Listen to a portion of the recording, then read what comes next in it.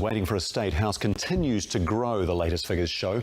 The social housing list went up 3% in the 3 months to March, with just over 11,000 people now waiting for a home. While that's the smallest quarterly lift in 2 years, there's been a massive 40% increase over the past year. The government spent $717 million on housing support, including an increase in emergency accommodation payments in the last quarter alone. But the number of people housed in that time still decreased by 19%, according to government figures. Among those desperate for a home, a Taranaki woman getting more frustrated by the day. Katie Bradford has the story. Wheelchair-bound and recently diagnosed with Huntington's disease, Nolene Bunyan has been waiting for a state house for nearly a year. What are you doing to help me? She's on the high priority list, given her needs and those of her disabled sister and autistic foster son. I ended up having a breakdown one time there 2 months ago, because I was so stressed out and nowhere to go. Acting as her advocate, her other son is desperately talking to government departments. It has been a difficult battle.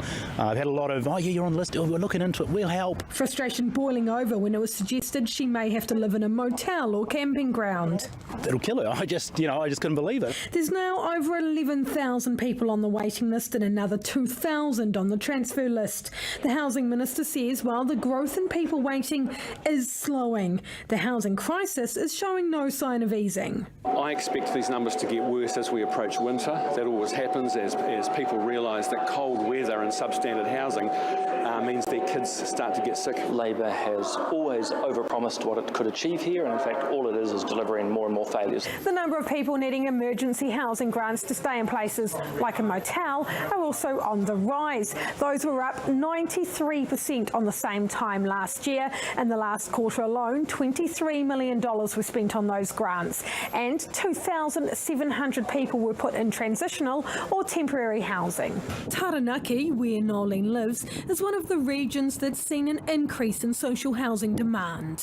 I just can't believe that something can't be done for them. I just need a nice house, warm house, where my son and us and all our family can live. But good news may be in sight. Housing New Zealand has late this afternoon told One News a modified home may soon be available. Katie Bradford, One News.